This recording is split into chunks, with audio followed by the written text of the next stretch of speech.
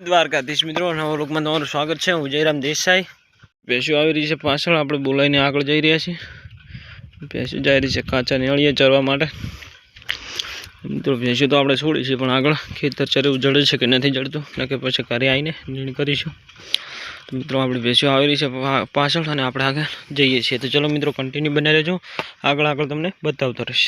તો આપણે ભેંસો આવી ગઈ છે તળાવે પાણી પીવા, અને આપણે મિત્રો ભેંસોમાંથી આવી ગયા હતા ઘરે, કેમ કે રજકો વાટવાનો હતો અને પપ્પા હતા ભેંસોમાં એક ખેતર ભેરાણી લેવાના, એમાંથી હવે આવી છે। વાગ્યા છે 3 સાડા 3।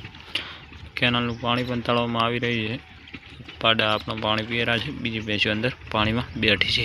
તો ચલો મિત્રો કન્ટિન્યુ બને રહેજો, આગળ તમને બતાવતો રહીશ। અને આપણે વાડે રજકાની નીણ કરી નાખી છે ભેંસો માટે, અને ભેંસો હવે આવી છે તળાવ, તો આપણે બેઠા છીએ।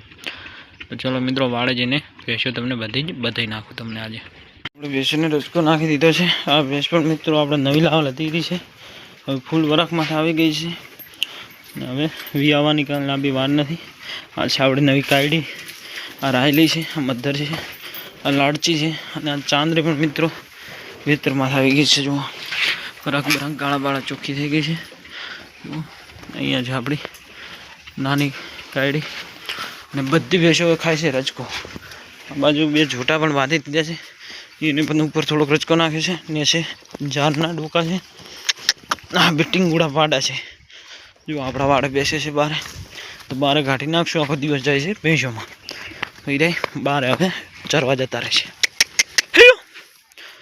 તો ચલો મિત્રો કન્ટિન્યુ બને રહેજો, આગળ તમને બતાવતો રહીશ। મિત્રો તો જુઓ ભેંસોનું દુવાનું કામ થઈ ગઈ છે।